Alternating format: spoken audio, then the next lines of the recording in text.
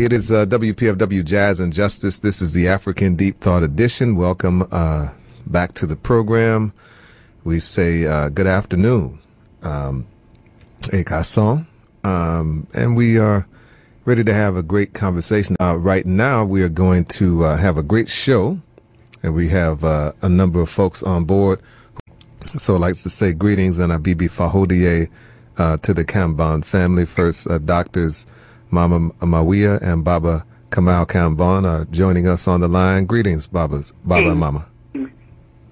You'll be right in. All right. Also joining us is Sister Nataki Kambon. She is, of course, the daughter of the family. So we say greetings to you as well.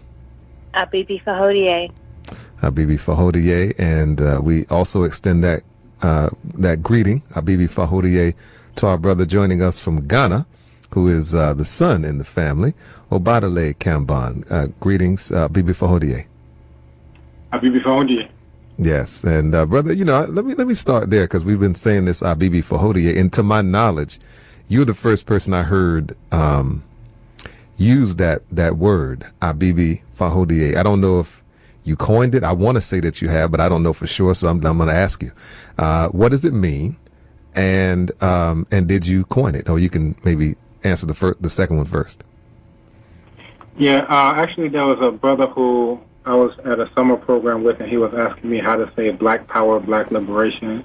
So those were the suggestions that I gave to him, or Abibi Tumi and Abibi Fahodie, and he ended up using those in his paper. I actually gave him a couple that you could either use Tum Tum, which is an adjective that comes on the end, so you could say Tumi Tum Tum, or you could say Abibi Tumi. And ever since then, and that must have been somewhere in the early, mid-2000s, ever since then we started using it regularly. So yeah, that was my contribution. Someone asked me a question, and that was one of the options that I gave them.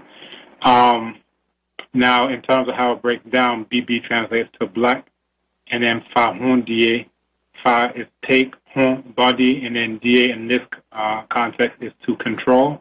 So to take your own body and control it is the idea of liberation. So Abibi Fahodie is black or African liberation. Again, black and African are seen as synonyms in various African languages, including Chi. And you said that language is, you said Chi? Yes. And what country is that from? Ghana. So Chi is a dialect of Akan. Akan is spoken more broadly, mainly in Ghana and Côte d'Ivoire. But Chi is a dialect that's spoken for the most part inside of modern-day Ghana. Mm-hmm. Very, very good. Of course, that's the voice of Dr. Obadale Kambon. He's joining us from Ghana. You are a linguist, and you've been on the program before to talk about that. How many languages do you speak? And which languages are they? I only count about 6 or 7. And if I go down the list, Chi, Yoruba, Wolof are my main 3. And then I'm conversant in Kiswahili, and then English, Portuguese, mainly from singing in terms of capoeira. So those are the main ones that I count. Also, I can do smaller in Kikongo, and then a smattering of about 50, but I don't count those 50, of course. It's enough to be able to order food at a restaurant and things of that nature. Yes, and of course, being on the continent, one has to be multilingual because, as the saying goes, if you show you somebody who speaks one language, that's usually an American or a person born in America, because usually folks have to speak other languages in other parts of the world. Of course, this is WPFW Jazz and Justice, the African Deep Thought Edition. It's Brother Kaba here with you. And of course, as I mentioned at the top of the program, we are with the Kambons today and going to be having a great conversation, keeping up with the Kambons. Y'all be keeping up with other folks who are far less worthy of your attention. I mean, I just cannot believe that some people are famous for being famous.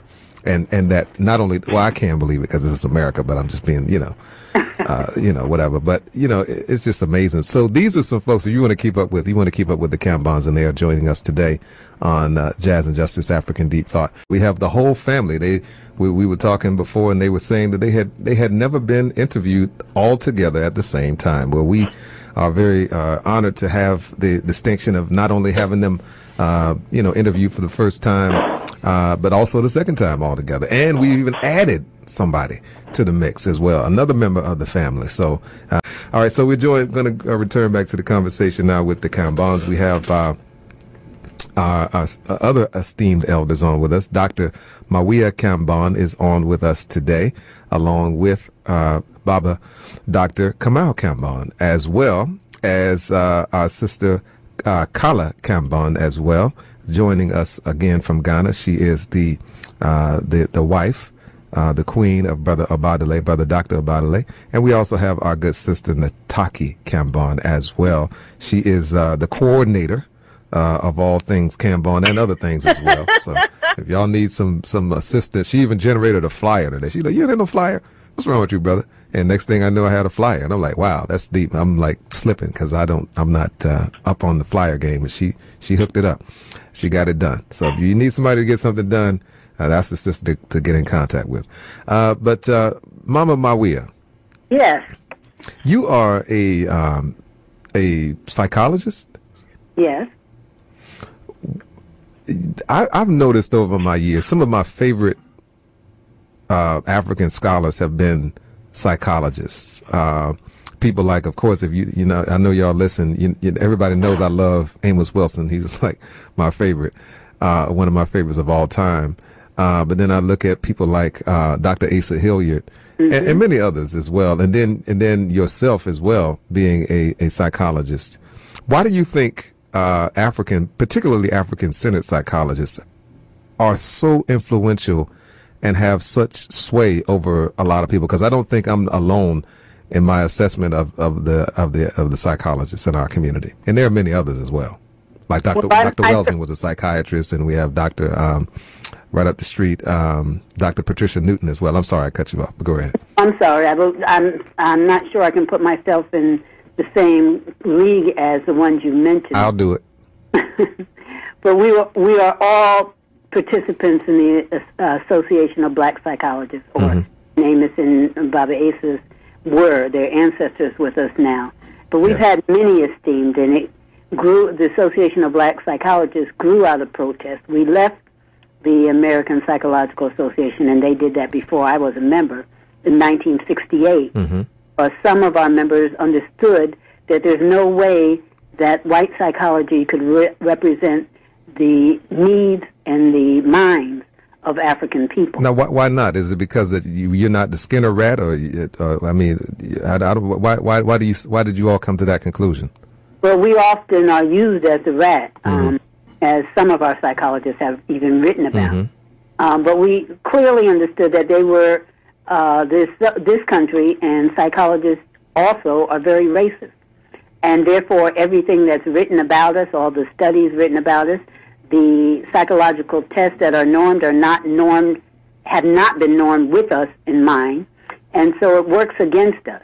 They tend to put our children in special categories for special education, our men to be directly lined toward prison, our sisters are denigrated. So we became aware of that very early. It's not hard to do living in America. You don't really have to be a psychologist, but since we were blessed to come together, it gave us a unique opportunity to express to our people the things that we saw and could express. One thing that this doctorate does is they have said it allows you to be the master. So we mastered and took over, as you hear Dr. Amos Wilson talk about, the ways that we are uniquely different from them. There's something about this melanin that extends us psychologically, emotionally, and people don't want to give us that emotional credit. It's always downplayed. But that links us to our spirituality. And so for African psychologists, we're very clear that we come out of a nature-spirit realm. and that we must connect with that in order to truly understand the wants, needs, and emotional needs and mental needs of our people. So in doing that, in 2000, when I was president of the association, we took a journey back to Ghana so that our own people could understand, working in this field, could understand the foundation from which we came that assists us in helping to know who we are. Very good. That is the voice, of course, of Mama Dr. Mawia Kambon right here on WPFW. I think we just lost somebody else again. We're going to try to get that connection back, but I do believe that Baba Dr. Kamal Kambon is with us now. Yes, sir. Black Liberation, brother. Black Liberation. And first of all, I know a lot of brothers out there who just heard Mama Kambon speaking. Want to know, first of all, how do you find a sister like that? Let's start there. Well, we met in graduate school in New York at Columbia, and we connected. That's the only thing I can say. We connected, and we were both very, very serious, and had an understanding that I think that the world was against African people, and we were for African people, so that was our immediate connection. And then, we, in our relationship, we have evolved, and, we learned about each other, and we've developed a real special bond. And we've been together 44 years. Mm-hmm. Yes. Now, let me ask you this, because, and either one of you can jump in here. You have your children. I mean, they say you can tell a tree by the fruit it bears, and your children are, to say the least, very impressive. And I've noticed, and we're talking to, we're going to be focusing on the family here, the black family, in a time of war, really. And we've always kind of been at war as a people, even if we didn't know it, which is kind of scary, but we're still here. That's just amazing. But I've noticed with a lot of African-centered families, sometimes the children, as they get older, kind of drift away from being African-centered. And it's kind of understandable when you're in the onslaught in this culture where people just want to fit in and, just want to stop fighting, just want to chill out and not necessarily be always on guard all the doggone time. Just want to have fun and escape into, the stuff that they give us to escape into, which is, innumerable. We can have a whole show on that. But what was the secret? What did you all do to have children stay on the course and really kind of move the baton forward? What's the secret? Inquiring minds, Africans want to know. Well, we have a couple of things, and Baba really should speak on this. One of the things that we did, and we did kind of lose one, our oldest. He's a professional, not necessarily as centered as the other two. The thing that we did the most, particularly for Nataki and Obadle, was whisper in their ears every day while they slept as how wonderful and great they were, how they could do anything. And even though we brought them up in a world where we were, as a family, very different from the people around them. And so it's really interesting, as you say, that many drift apart, because our oldest daughter was raised in an African-centered school and very much exposed to a lot of things that Obadle and Nataki were not in African-centered school. And so the drifting away that she did is consistent with what you're talking about. But Obadle and I guess because they were in public schools here in North Carolina, we made a greater concerted effort to continue to expose them to as much of their Africanicity as we could by finding groups and taking trips and doing things like that to continue to remind them who they were and whose they are. Anything you want to add to this? No, I think that's it. I don't know. It's very difficult to, figure out how and what it takes for a child to, in an African-centered way, stay committed to this. But I think our children clearly understand now that a war is being waged against us in all these different areas. And I think as they evolve their understanding, as they move through the world, they could actually see the wreckage of the war being waged against us. So they were in public schools, and they saw, even among the Negroes in the school, how pathological they were. So maybe they had to go through public school in order to see and make the comparison. For example, they had African names, they were vegan, they didn't celebrate any white holidays, they never got vaccinated, among other things. Natural hair. Natural hair. Natural hair, and we limited their television time. I'm reminded of KRS when he does that side, You Must Learn. Yes. Take the sledgehammer and bust the TV. Yeah. I wanted to do that a lot of times. But, we limited television, and when they did watch TV, they always heard me fussing at the television. Oh, yeah. I once heard somebody say that it's okay to talk back to the TV, and I was like, good. I was so glad to hear that, because I was like, I want people to think I'm crazy, especially my children. They're so used to me talking back to the TV, talking back to the radio. like you have the right not to remain silent, even if the thing can't talk back to you. So that's an interesting piece. As you mentioned, as you were talking about the differences in the children the one child who was raised, in the African-centered school, and the other two who were raised, in public schools and who seemed to have stayed the course. I kind of thought about, I went to an HBCU and I noticed that, on the campus, folks were kind of like, yeah, well, we know we're black. We're at an HBCU. We don't really need to get into all that black stuff. Why are you always talking about the black? I mean, yeah, we're here in an HBCU. There's almost like an lackadaisical, attitude with folks. Folks feel like because they're at an HBCU, now when you look at the board of directors, you kind of see who really runs it, but that's a whole nother discussion. They believe that somehow they're in a safe space, but then I think, children, young people who are in PWIs, predominantly white institutions, they tend to be, not always, but they tend to be a little more militant because the onslaught is kind of like right there in their face. And I'm thinking particularly about a lot of the black students, quite a few of the black students at the University of Maryland who are here, and they've had these issues over the years, and there seems to be a little more consciousness, basically because they've been facing Donald Trump, if so to speak, on a regular basis, in the person of many of their fellow white students. What would you all say to that? Am I somewhere close to the ballpark with that? If I could jump in, I'm sorry. Well, I was just going to say, and I think I shared this a little bit last time, that I feel like one of the most influential things that Mom and Dad did was that they taught us how to think, not what to think.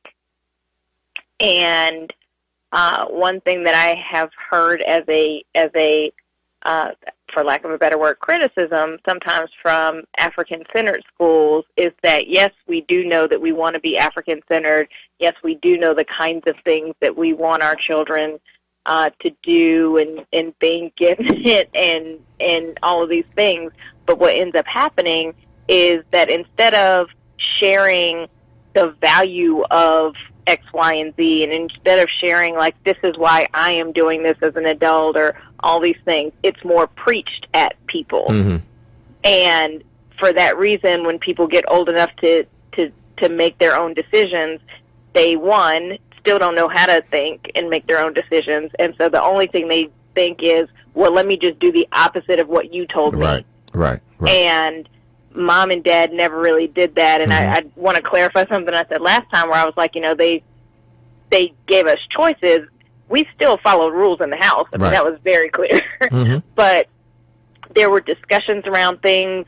They never did the do as I say, not as I do. Like, their lifestyle like they're the same people in public and in private. Yep. And then, you know, looking, I think Dad had a really valid point about public school.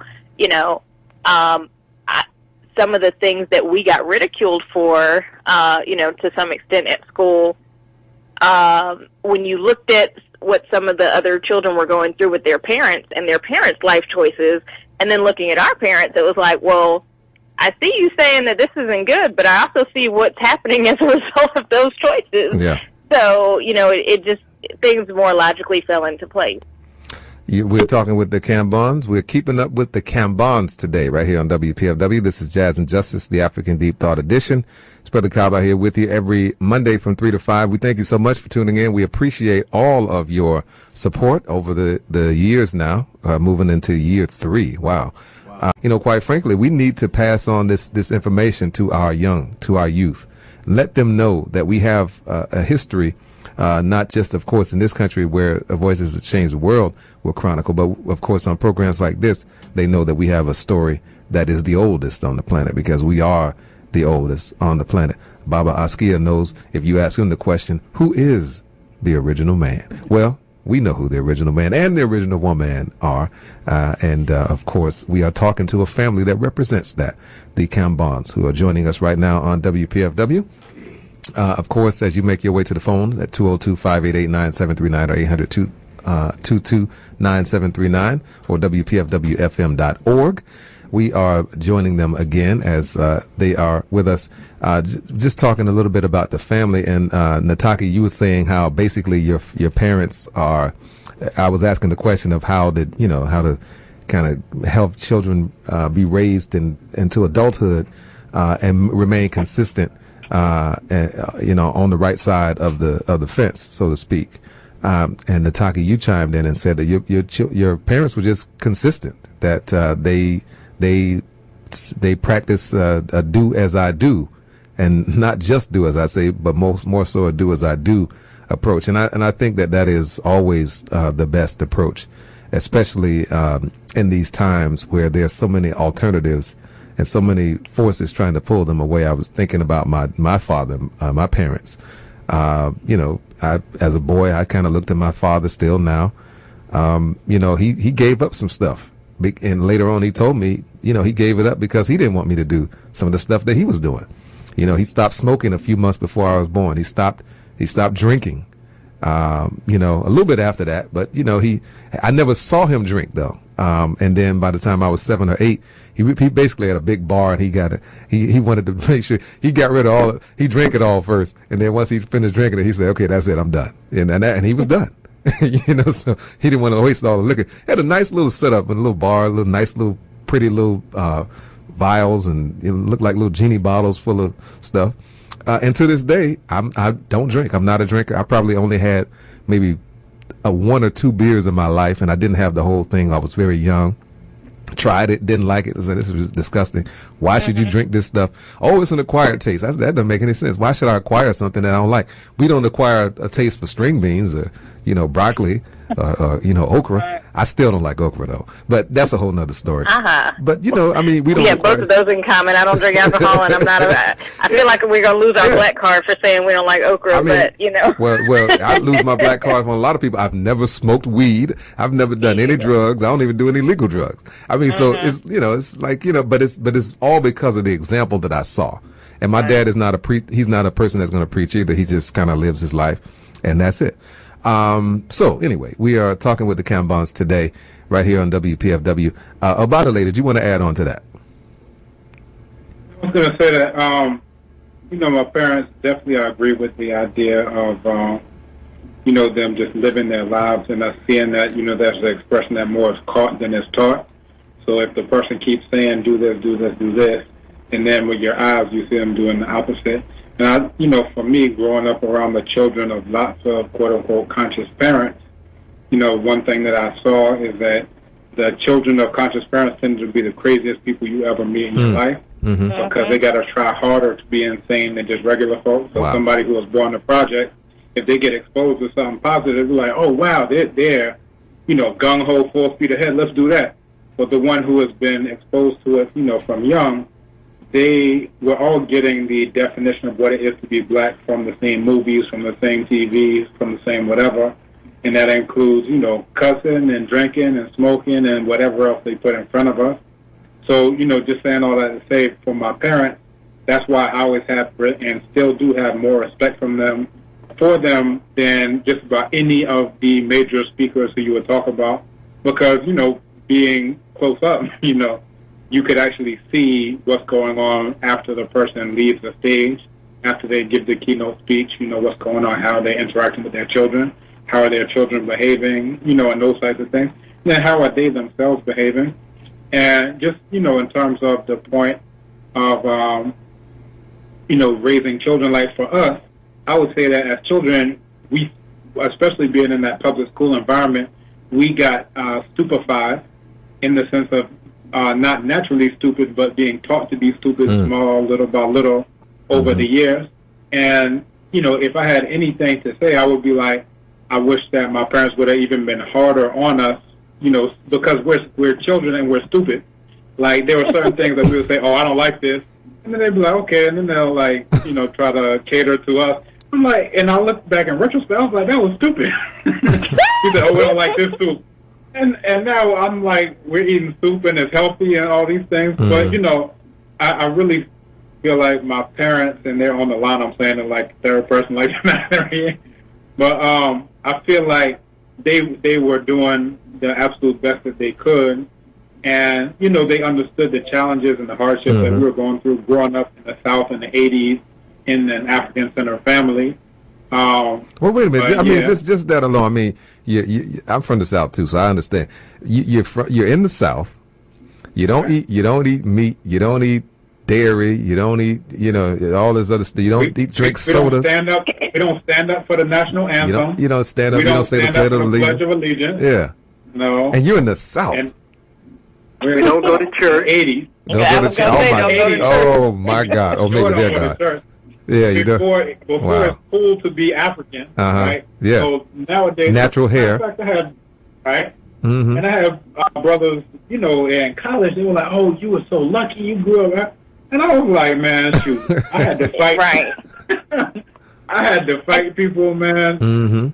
We're talking with the Kambons. We're talking about the African family, and we're talking about how we can really engender African deep thought. I think is a thing that we can talk about right now. We're talking with, let's turn now to Baba Kambon. Baba Kambon, you've written several books. You have, you know, lectured. You've even taught at the university level as well. What is your assessment as a person who's been a professor teaching young folks? What is your assessment of the preparedness of young people based on your experience in the classroom, preparedness for war, and then what kind of responses did you get from some of your students? Because I'm pretty sure, you know, for some of them it was a jarring experience, a life-changing experience. Yes, I taught at HBCU and at the, what do you call it, PWI. And at the HBCU, I looked at the students, I looked at them as though they were my children. And I wanted for them, and I would say this to them, I want for you what I want for my own children. And for the most part, they were receptive. I was voted Professor of the Year 3 times during my tenure at the HBCU. And I find that students who are 18, 19, and 20, they receive the information because I dealt with health, economics, you know, definitely the importance of education, and I mean real education. And I think that it took them a while, it took years for them to really understand it. So I got a lot of calls, you know, after students graduated. They say, oh, yeah, I get it. I understand it now. And at the PWI, I saw that the students came intellectually better prepared, but still, like in the HBCU, woefully ignorant of their own history and lack of knowledge of self. So they were thirsty for the information. I taught Introduction to Black Studies, Introduction to African Studies at the PWI. But I would weave all this information into all of my classes. The importance of health, the importance of distinguishing between your needs and your wants. I also talked heavily about how you spend your money, and to that extent, we as a family followed these same practices. You know, we built our own home, so we didn't have a mortgage, and that money that we saved by building our own home, we used to buy a building in Raleigh and open a bookstore and a cultural center. So, and then we also, I think I would weave the principles of Kwanzaa into my class. Okay. Umoja, Kujichagulia, you know, self-determination, and all those principles. So I think over the years, I think students really got it, but it took a while for them to get it. Very good. Weaving the principles of Kwanzaa. Of course, we are coming upon Kwanzaa now. Give us an example of how you used Kwanzaa in your lesson plans. Okay. For example, if I talk about, I use propaganda. You know, there are 7 aspects of propaganda and how propaganda is used to manipulate people. So I would have students work in groups, and they would go to the library and they would get magazines like Ebony and the various magazines. I told them, don't cut the articles out of the magazines, but work together collectively and examine these different ads and see how the ads promote propaganda like bandwagon or card stacking, glittering generalities, testimonial. You know, these are some of the aspects of propaganda. And so they would have to work together and start to identify these different factors to see how these factors influence their own decisions. And so this would be one example, them working collectively together. I would also ask students, for example, I taught education. I would suggest to students that if they were tight with 2 or 3 friends, that they should form, as juniors in college, their own corporation, you know, and go and look at what it takes to develop a corporation. Develop your own motto. Develop your agenda for your company. So I had them thinking along these different lines, and definitely, you know, how to examine television in a very, very critical way. And this would be one of the aspects of Kwanzaa in terms of defining yourself and speaking for yourself and being able to critically analyze the destructive nature of television. I think that these are just some of the ways that I would incorporate these ideas into my class. I wanted to read a quote, and then I wanted Mama Mawia to comment on it. As a psychologist, I was talking earlier about some of my favorite scholars are psychologists or psychiatrists, and this is one of them. He says, and I quote, "The solution to our problem is the development of a black social theory." And it sounds like that's what you were doing, Baba, in your classes. Is you developed a kind of black social theory so that people can kind of interpret the reality around them. The solution to our problem is the development of a black social theory which will lead to the salvation of our children's minds. We must accept the fact that all activities are political, and whether they operate for or against our interests will be determined by our developing the ability to realistically assess and control the dynamic relationship between us and our enemies. A black social theory will lead us out of the whiteness of Eurocentric madness and into the blackness of African salvation. That is the great Dr. Bobby E. Wright. Mama Kambon. Yes. What can you say? Bobby Wright was one of our giants. And obviously, and I teach this all the time to our community children and those in my shrine, that we are all contaminated being here.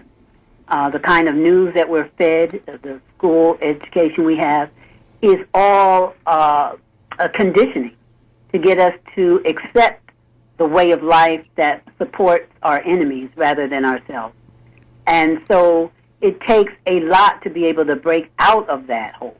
Bobby Wright was very clear, way back in the 60s and 70s, late, before his untimely death, that he never, ever walked off that path of teaching black people how they must heal from the damage and disruption created by just living here in this society.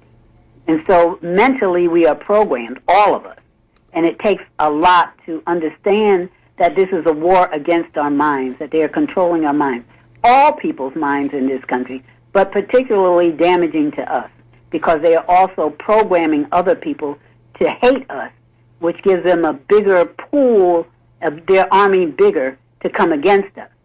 Yet we are not fighting a war against any of that, and the biggest war is our mental war.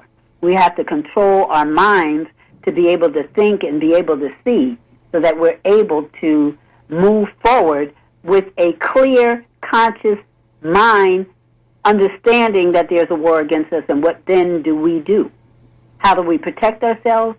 And then how do we train to prepare ourselves to create a different existence that is sustainable and a life existence, a life form existence for African people here and throughout the diaspora. And I just want to add this to that, that we Africans here on this continent, in this country, have a greater advantage having been so close to the enemy, rather than what I see for many continental Africans who are not exposed. It's almost like what you said before, difference with children having taken for granted because they've only been around black, they are black, versus those who've been in the dungeons with the enemy, being able to see truly what their captors are doing to us, and how then we begin to lock, together to create a different way of being, a different way of thinking that will overcome and allow us to thrive. Thrive regardless of what they do. We will still be, we must still be on the offense, but we must be able to live beyond what their program is for us. As you said that made that comment about those of us here in America, vis-a-vis the African on the continent, and I wanted to ask Brother Obadale about that as well. But I thought about Friday. I was in the store and I was walking. And I was kind of in a rush, and I was walking, and this continental African brother comes up to me.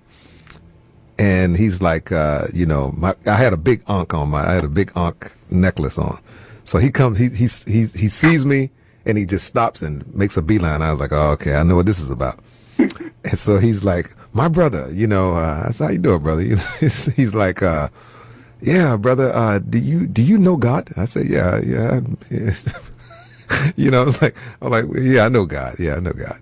I just talked to her yesterday, and I just, I kind of mess with people. And he was taken aback a little bit.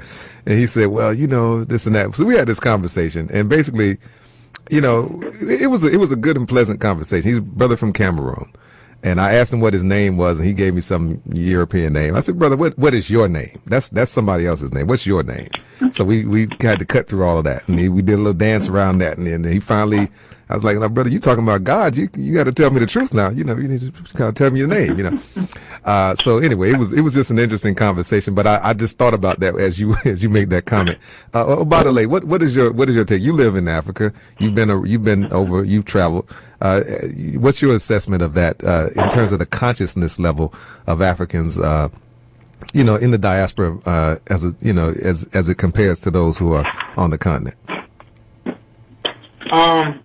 I would say that they're pretty much inverses of each other. So in the diaspora, you have people who know a lot. So if it comes down to if you can write a test, the consciousness level is such that, a lot of the people who have any consciousness whatsoever will pass that test with 100. Whereas here, in terms of consciousness, a whole lot of people would get somewhere close to a 0. But then where it comes to action, you have people here who know how to build their houses out of, what's in the ground. They can take a seed and then turn it into banku, akule, or fufu. So all of these different skills, they can go and look at the plant and then come and, heal themselves. All of these different types of things. So whereas, in the U.S., you have somebody who's, I'm conscious, and then they're going to Walmart. I'm conscious, and then they're at Whole Foods. And like every single aspect of their life is dependent on the exact same pale white cave beast who they say that's the enemy. So, when I look at it, there, the consciousness level, and I'm speaking in generalities, of course, but there in general, the consciousness level tends to be very high, but then the action level is very low. Here, the consciousness level tends to be very low, but then the action level is high, even though, you got people who are trying to be as white as they can, but they're failing miserably at it. But yeah, I would say in a nutshell, and I often see it like in verses in terms of there you have a thin veneer of blackness with a core of whiteness. Here you have a thin veneer of whiteness with a core of blackness, and basically people have to try harder to be white people. It's like Dr. Clark used to say, they're out Pope the Pope and out Muhammad. So they got to try harder because they're in Africa. They're in the midst of it. They know their grandparents. They know where their shrine is. So if they're trying to be a white person, then they really got to go all out for it. Whereas there, you have, and again, I'm speaking generally, people may wear, the clothes or do various things, but then at the end of the day, when they're practicing African spirituality even, it's still with a mindset oftentimes of God versus the devil. This thing is good all the time, this thing is bad all the time. This Orisha owns my head and all these types of things. So yeah, that's in a nutshell my take on it.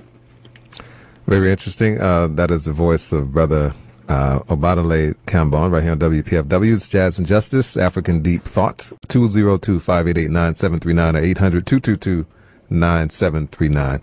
We're back again with the Kambons right here on WPFW, talking to them about family, talking to them about, all things Kambon and things that kind of help to shape the children, the rearing of children, from an African-centered perspective, from an African deep thought perspective, really, because basically that's what African deep thought is. Nataki is also with us. She is the organizer of the group. When did you realize that you had this strength of being able to kind of bring people together, make things happen, and how much and in what ways do you think that was fostered by your upbringing? Well, if you hear my family tell it, they were joking that I started that at age 3, was it? When my brother was born. But I'm not really sure. I think it just developed naturally. Having parents who are entrepreneurs, parents who are community activists, you naturally gravitate towards some of that. And even though I definitely gravitated away for several years, when you really look at the state of what is happening to the planet, just from an environmental perspective, from all these others, and then especially what's happening to our people, I always say that my favorite quote is that if you're not angry, you're not paying attention. And there are a couple things you could do with that. You could do something like my father talks about that whole concept of start to commit subtle suicide, or you can get actively engaged and involved in coming up with a solution to various problems. And I think what's really important is, this whole concept of a revolutionary black family is relevant more so not because of the title, but because of what it allows you to do as individuals and a unit. And so, we talk about that everyone has really taken a call to action and come up with and put solutions in place. So my father, as an author, a scholar, a lecturer, doing workshops and all these things in the community, has given people a blueprint for how to live a life that is in line with Black liberation.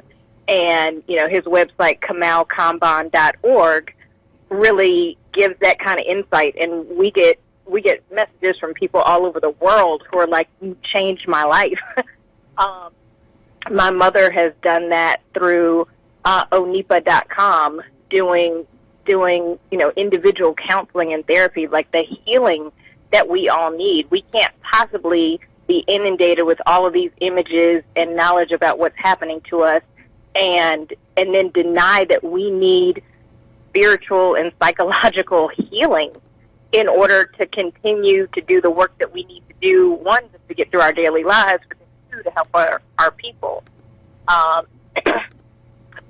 She's on our call in spirit, but not voiced anything. But my sister-in-law Kala and Obadale created the Abibi Fahodie Adeswabia homeschool, where they are educating children so that the next generation can come up into something greater.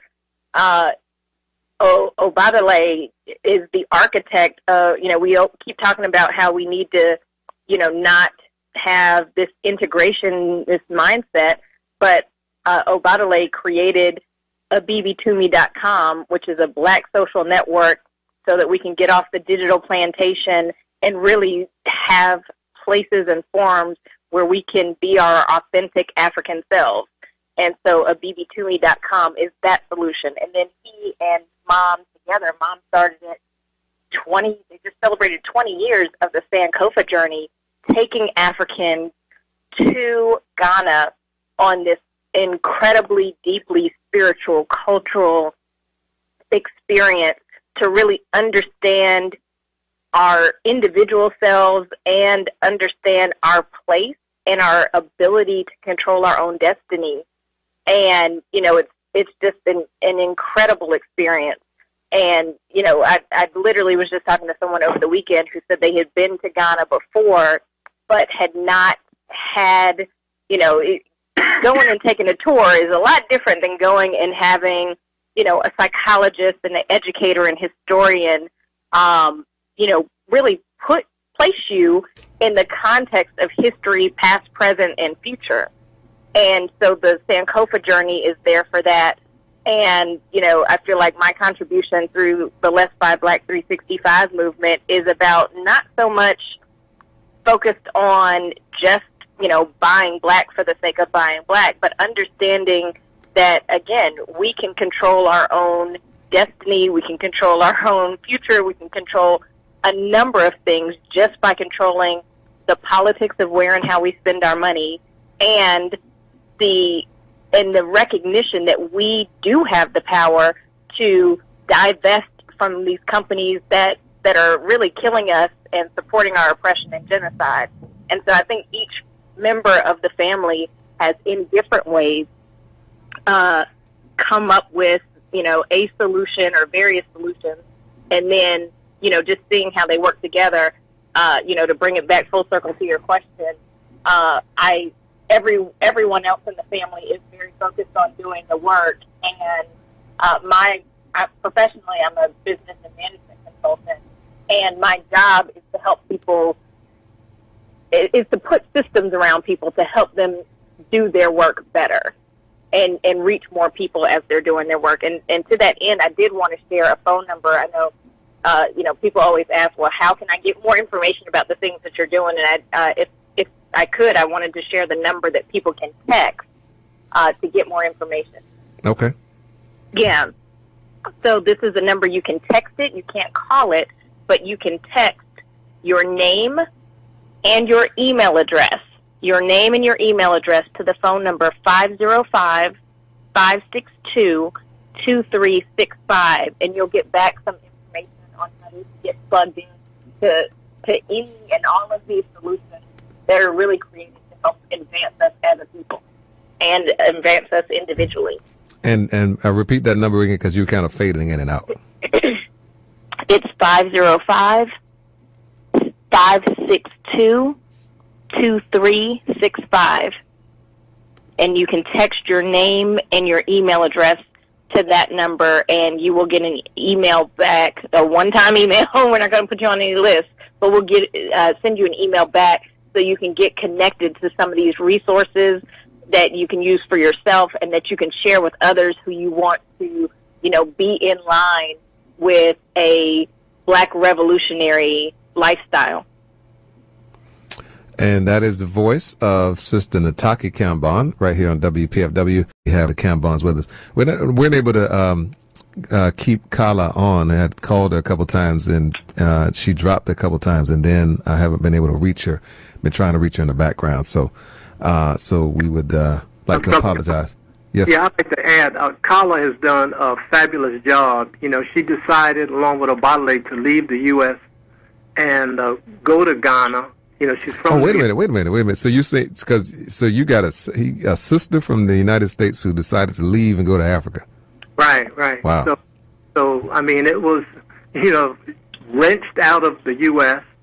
voluntarily, went to Ghana and is raising, a family, beautiful children, along with Obadale, and then started a school to try to raise the consciousness of the brothers and sisters there.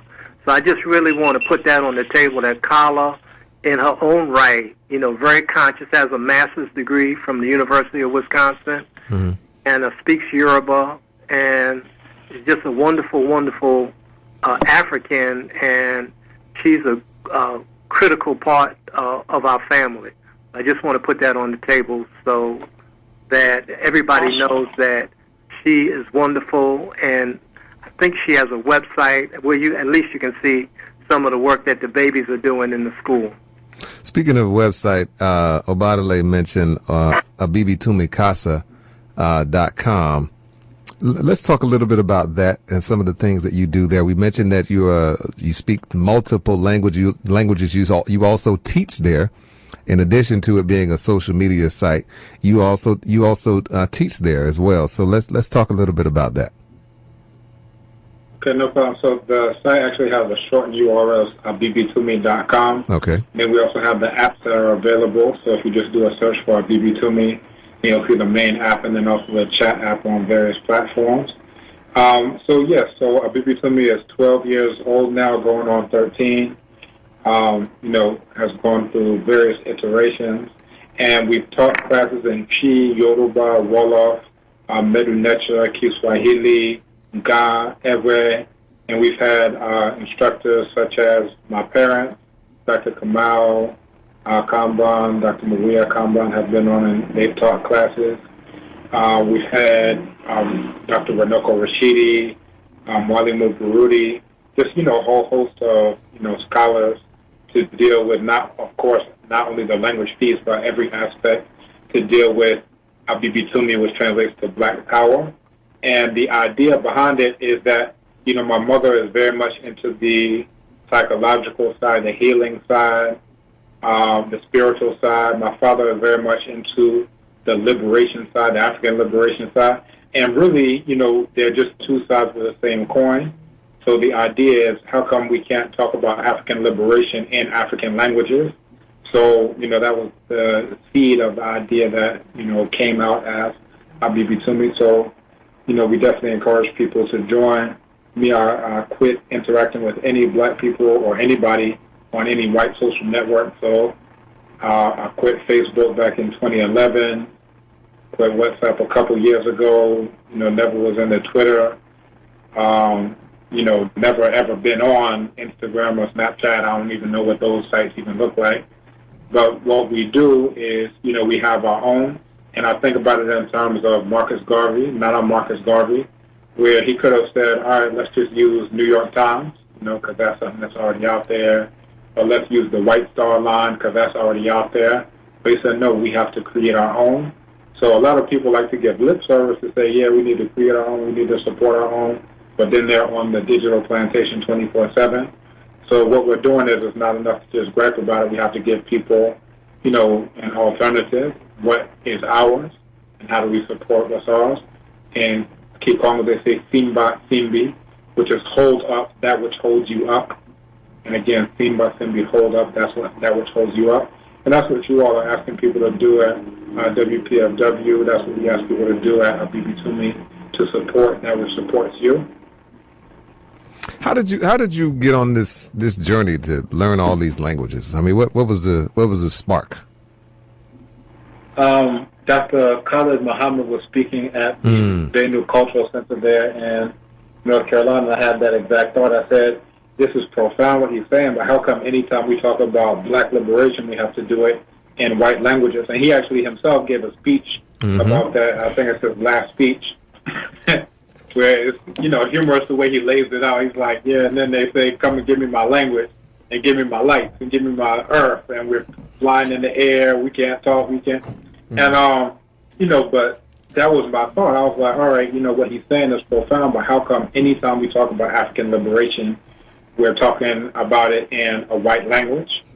It seems self-contradictory, in that respect. So that really set me off on the path of, I need to learn African languages so that we can discuss African liberation in our own languages. It's interesting you brought up the name of Dr. Khalid. I met him in 1997, and he actually gave me a couple of videotapes of some interviews he had done on New York One, which were just powerful, and some of the stuff. There's some Australian guy I think was following him around and stuff. But one of the tapes he also gave me was a tape that he did at the Black Magnificent Bookstore, where he talked. That may be that exact same. That's it. There was one. It was the one. That's why I was. Wow. Yeah. So it's interesting that you say that, because I actually got those that tape from him. And I think he was saying that the name of the speech was "The Bullet or the Bullet," not the ballad of the bullet, but it's "The Bullet or the Bullet." You got your choice. Decide. Yeah, so that's just a great African right there. Definitely enjoyed getting to know him and spending time and just being in his presence. He really loved our people. Yeah. And just a great spirit. And we call his name, so he's still with us. And that's why we are having conversations such as this. 202-588-9739 at 800-222-9739. We are talking about the African family. We are keeping up with the Kambons. Mama Mawia Kambon, you have also a practice in psychology. Is there a specific area that you deal with in your practice? Certainly, I call it African. I'm African-centered, so that it's about holistic mind, body, and spirit. In African-centered theory, you cannot separate one from the other. So we look at all aspects because it all contributes to how you behave. If you're not eating well, it certainly affects all aspects of your life because it affects how your body functions. And your body can't function well, your mind can't function well if your body's not functioning well. And so a lot of us try to segregate parts, and that's certainly what white psychology does, talking about psychology being the study of the mind and behavior. We are from nature. We people are from nature. And so we have to exist as if we're a part of that. If you were nurturing a plant, you would make sure it got its sunlight. You would make sure it got its proper soil and its water. We also need those things. So in my practice, we talk about your ancestors and your spirituality. We talk about, what you're eating. We're talking about the goals you set and making sure that you're able to set goals.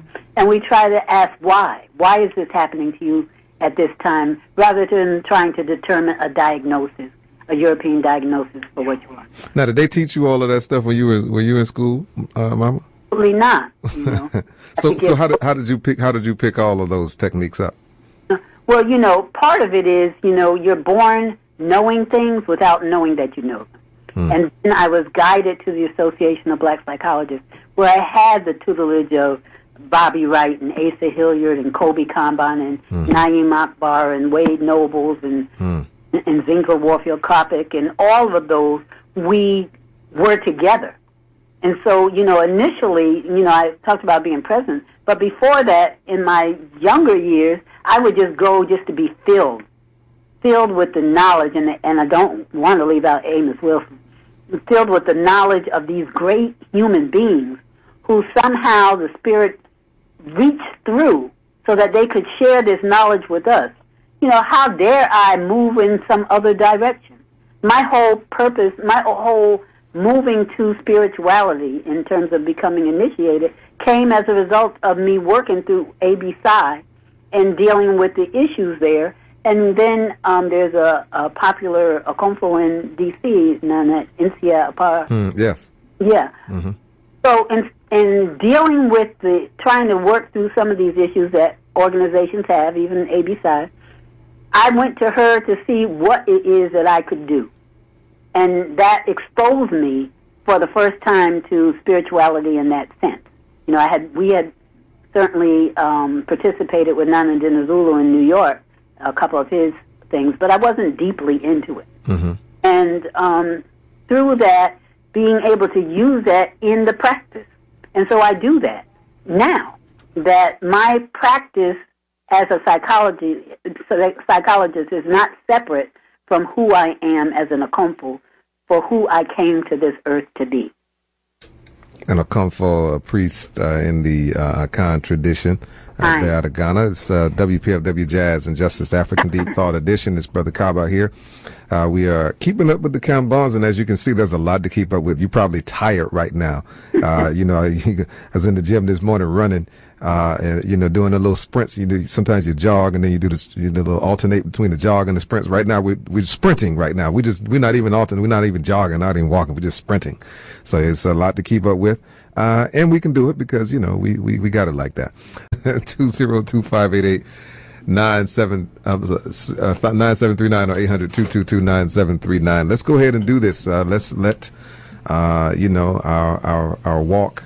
Let's let our walk do the talking instead of the talk doing the walking, or whatever. You know what I'm trying to say. You know what I'm saying. It's Obadale knows I'm speaking English. It's kind of all over the place. So you got to be like Obadale, learn to speak some African languages so that I can communicate more effectively. And more directly. Yes. I just want to add something about my website, onipa.com, O-N as in Nancy, I as in Ice, P as in Peter, A.com, in which soon people will be able to receive guided meditation through that website. All right. And, of course, Dr. Kamal Kambon also has a website as well, Baba? Yeah, Kamal Kambon, Kamau, Kambon.org.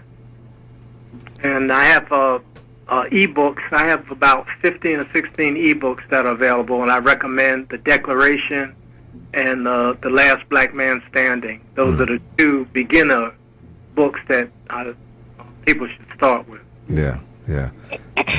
Brother Tashango always recommends that and talks about The Last Black Man Standing as well.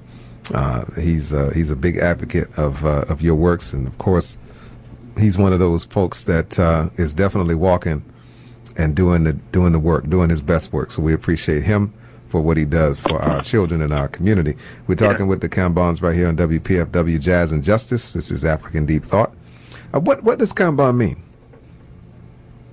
In the spirit of the people. We added in the spirit. It means of the people. Mm-hmm.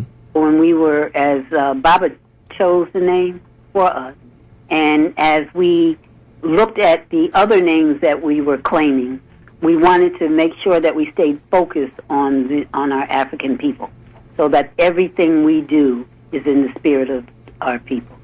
Wonderful. And that's a great reminder, too. And I guess that's one of those things you whisper to your children in their ears as well, that we are of the people. Obadale should probably add to that, because the as you talked about as well, Baba Kaba, the importance of the language and the spirit that comes through that is so uniquely beneficial. So, yeah, he jumped over me. I was the first one to go to Ghana and brought back a tape on the language. Mm-hmm. He took that tape and taught himself Tree. Wow, that's deep, and it's. I mean, look, like I said before, the fruit doesn't fall too far from the tree. I mean, But you wanted to add something? I was going to add that, one of the things that I'm really excited about, even though mom and Kwame have been going to Ghana for years.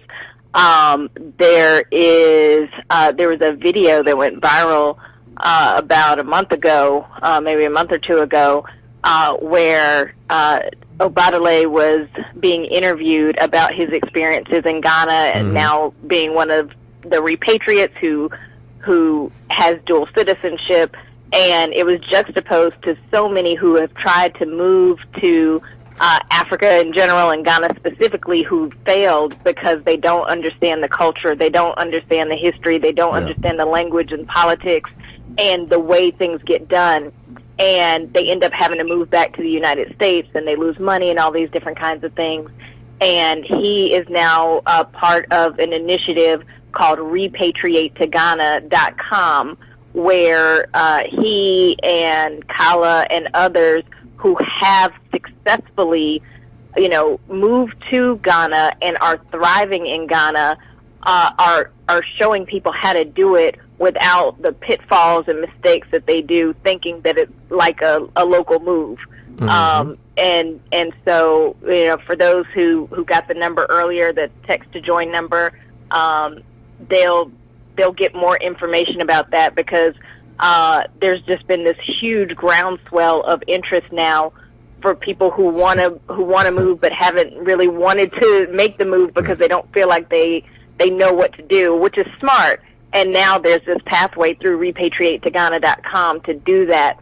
And there was a meeting at the beginning of December where literally dozens of people from all over the United States, and some not even from the United States, were participating and learning how to do this. And then several of those, including me, are going on the sankofajourney.com activity this summer, so that we can learn where to set up property, possibly, how to set things up so that, we can maybe live in both places, travel back and forth, set up roots permanently there.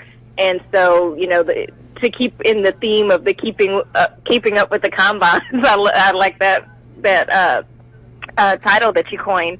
But, several people are coming with the Kambons on the Sankofa journey and to Ghana and doing all these things, and I think it's a really brilliant testament to how the each one teach one is not just a saying, but people can literally learn how to not just see it as a model, but to actually implement this as a model for themselves or their families. There are a lot of brothers and sisters who don't feel like they have support systems. And this is a way to get integrated with support systems that can actually help you do these things. So super excited. And just in case that number again, for people who didn't get it the last time, again, you can't call it, but you can text your name and your email address to the phone number 505-562-2365. That's 505-562-2365. Text your name and your email address, and you'll get information on how to get plugged into all these things. And you can also reach our sister at the website letsbuyblack365.com, Kambon.com. That's KAMAUKAMBON as in Namibia. And then we also have Onipa.com, which is ON as in Namibia, IPA.com. And of course, these are the Kambons, and the time has just flown. We as it always does when you're with us, and it's always a pleasure to have you on, and look forward to the next time. And I promise you the next time it won't be during Pledge Drive. So, but there's a little soft kind of push today, so it wasn't necessarily a laborious kind of thing, but we appreciate you all's flexibility, and I really, really, really thank you. I say Asante Sana to you all. Yeah, thank you, Kambon. We appreciate you, man. Keep up the great work. Yeah, thank you. Yes, indeed. Thank you, Abibi Fahodie. Bibi Fahodie. Bibi Fahodie. All right, those are the Kambons right here on WPFW, and look forward to the next time.